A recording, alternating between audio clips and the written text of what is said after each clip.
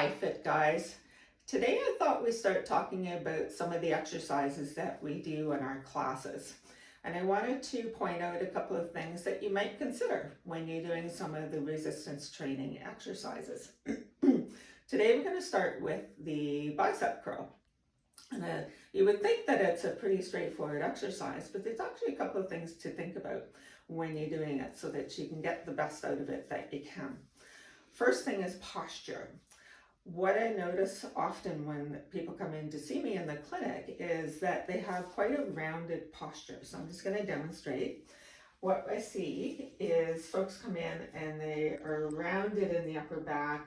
The head is poking forward and then the shoulders are coming forward. If you use this as a starting position for your bicep curl, it actually really isn't all that effective.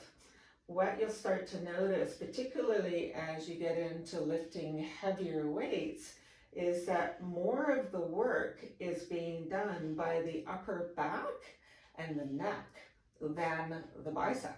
So here we go. This is what we see. So how do we correct that? First thing we do is before we even start and pick up the weights, what we want to think about here is repositioning the upper back.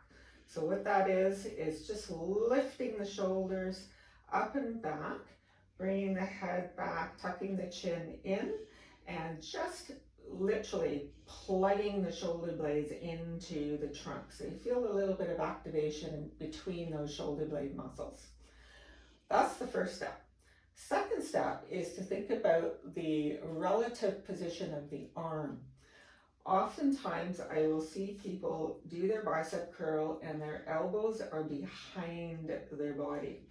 So a couple of things unfortunately happen here. Again, when you start lifting heavier weights or increase the repetitions, you'll start to notice that the top part of the shoulder gets a little bit more strained as you do the exercise.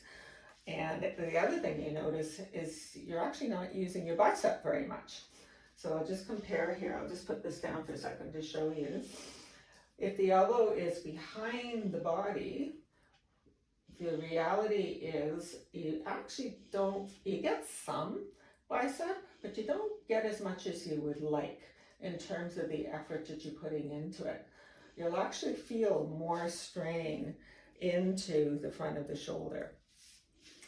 If, however, starting again, we pull the shoulders up and back, plug the shoulder blades in, and actually bring the arm forward a little bit so that it's in line with your trunk, or even slightly a little bit further forward than that. And now execute your bicep curl. You get way more activation here where you're intending it to be. So that's something, those are two things to think about when you're doing your bicep curl. One, where your shoulder blades are, up and back. Two, where the arm is. Bring it into the midline or slightly ahead of the midline to do your curl. That's it for today.